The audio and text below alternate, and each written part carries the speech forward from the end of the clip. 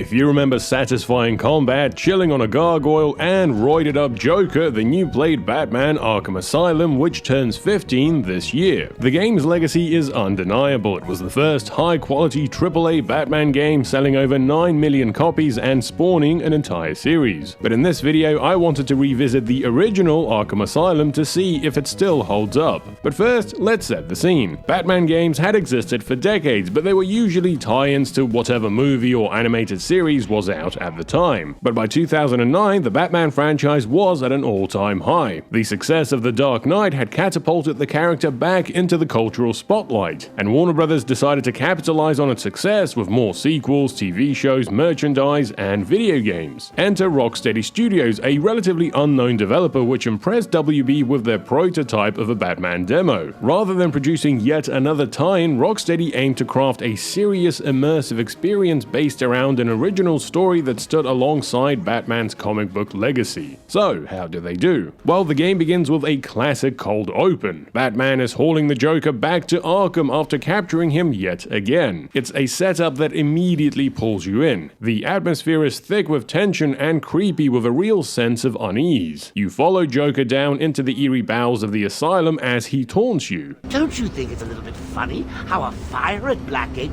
caused hundreds of my crew to be moved here? It sure is, but the big question I have is where does Killer Croc get those jeans in that size? Also, steroids are legal in Gotham, right? Because everyone in this game is huge. I mean, you'd expect the Dark Knight to look the way he does, but look at Jim Gordon. Look at those random doctors, they're all absolutely stacked. Eventually, things do go awry, the Joker escapes, and his goons ambush Batman. And it's here that you get introduced to the now iconic free-flow combat system, which is still incredibly satisfying 15 years later as Batman punches and counters his way through a room full of thugs with perfect precision. The combat also escalates in difficulty gradually as you progress through the game, requiring the player to pay attention and use good timing instead of just button bashing. On the other hand, the ragdoll effects on the goons maybe haven't aged that well. When migraine strikes. Clipping right through concrete, yeah, that will give you a real headache. Now, Arkham Asylum does a really good job of introducing all of its key mechanics within the first hour. From the grapple hook to stealth takedowns to crawling through vents and Batman's ever-expanding arsenal of gadgets like the Batarang. Detective Vision is another fun addition to the game, although sometimes it can get a bit confusing. I'll save you, helpless security guard.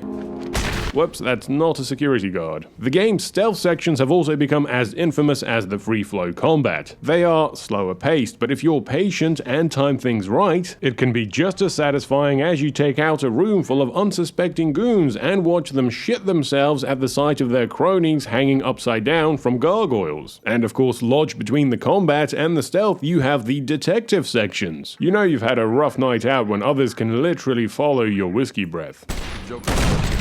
Look at this, he's getting shot by machine guns and he's still talking. What a guy. I do have one question, why do none of these generic goons have any shoes? It makes it look like Batman locked up the entire cast of Magic Mike and Arkham. Now, despite being more or less a linear narrative-based game, Arkham Asylum is packed with all sorts of collectibles and secrets that will keep you replaying well after the end of the campaign. The most famous being the Riddler trophies, which you get after solving one of his puzzles. And I do love how he slowly gets more and more pissed off at you the longer you spend trying to figure them out. That old guy who runs the place?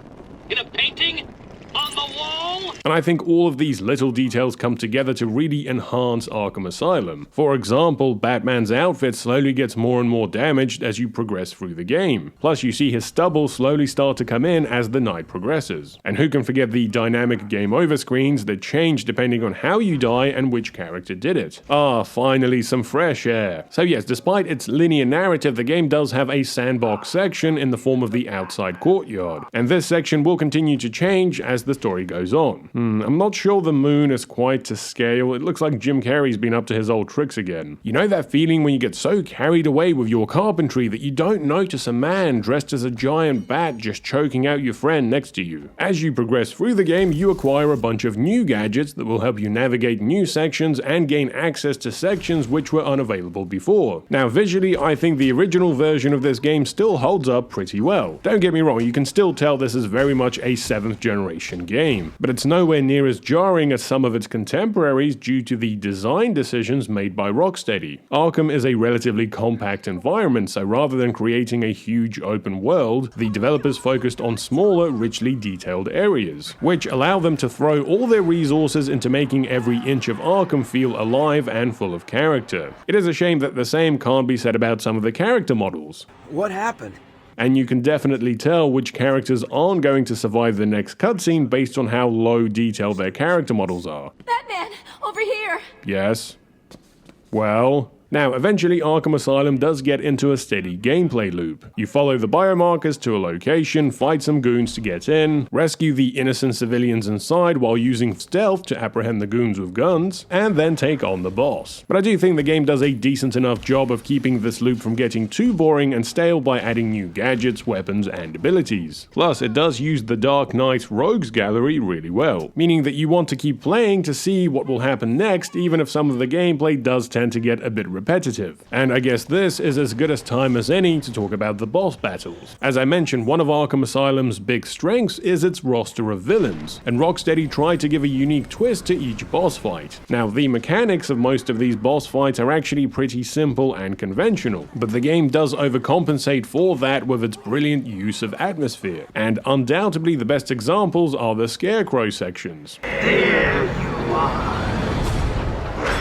You encounter Scarecrow 3 times throughout the story, and every time you get a deeper look at Bruce Wayne's fears, from seeing his parents at the morgue to walking the corridors of Wayne Manor alone as a young boy. This culminates in the 3rd encounter, which is by far the creepiest part of the game and feels like something straight out of an early Metal Gear Solid game. You'd be walking along minding your own business, and then suddenly the game seems to crash. It then restarts from the beginning, only this time the Joker is the one driving Batman to the asylum. You redo the escort sequence, only this time from a new POV, before changing perspective back to Batman where he gets shot. And if things weren't strange enough, Batman then crawls out of his own grave into this bizarre reality filled with deranged Bruce Waynes. Are you okay there, mate?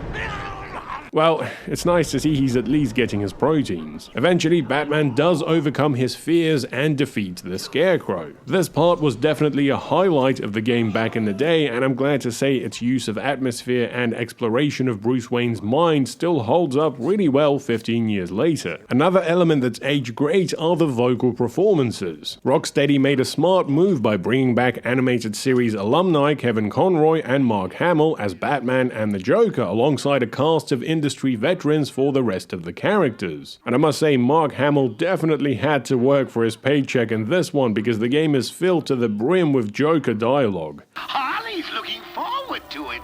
Maybe I'll film it and post it on the internet.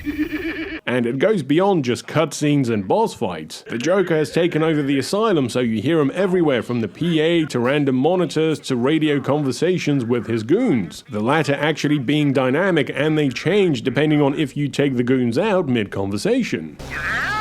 Calling all cars. Kevin Conroy was also brilliant, giving his trademark stoic, unflinching delivery, I told you to go to your cell. which very much matches the look of Batman in this game, although sometimes he does look like he's doing the sad Affleck. But hey, at least he always finds the time to play his PSP. It's gonna take all my detective skills to solve this. Never mind. As the game goes on, Batman realizes that the Joker is behind the Titan virus, which, if spread, will create an army of indestructible and savage superhuman monsters. In order to stop this, Batman goes looking for the source of the antidote, which just so happens to be inside Killer Croc's lair. These floating platforms will support me, but will also send sound waves.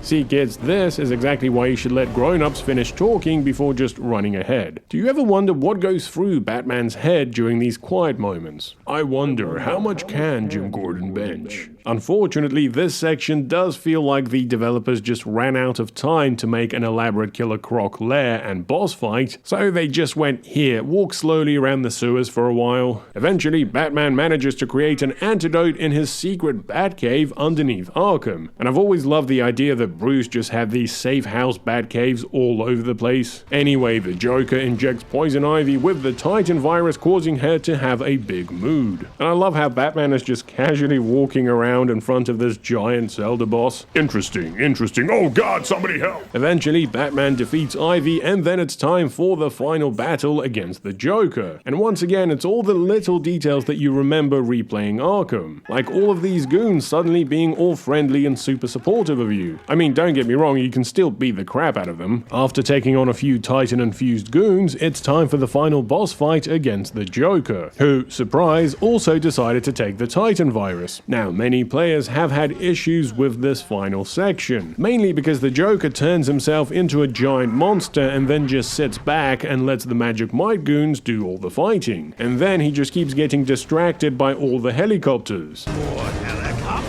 And I must say, 15 years later, it is one aspect of the game that hasn't aged particularly well. It also emphasizes the repetitive formula used in Arkham's big brute battles, which can start to feel a bit stale by the game's end. Eventually, the Caped Crusader defeats Joker and uses the antidote to restore order back to Arkham before going off to fight more crime. I really hope there's a change of clothes on the Batwing, and maybe a shaver, and a can of Axe body spray. Now, Arkham Asylum would go on to have several DLC packs, 2 sequels, a prequel, and be featured in 2 remaster compilations. But what about the original game? How well does it hold up 15 years later? Well, while some aspects such as the repetitive gameplay cycle, simplistic boss fights, and certain character models haven't aged as gracefully, the game's core strengths remain as impressive as ever. The free-flow combat consisting of fluid combos and satisfying counters still feels as enjoyable as ever. The atmospheric setting of Arkham Asylum with its eerie hallways and haunting ambience pulls the player into Gotham's underworld as effectively now as it did back then. And the story, which explores Batman's psyche through tense encounters with classic villains like Joker and Scarecrow, still captivates and sets a pretty high bar for narrative-driven games. And so I think that 15 years later, Arkham Asylum has aged remarkably well, solidifying its place as a classic both in the superhero genre and as a standalone game in its own right. But that's just my take. Please let me know your thoughts and memories of the original Arkham Asylum in the comments below.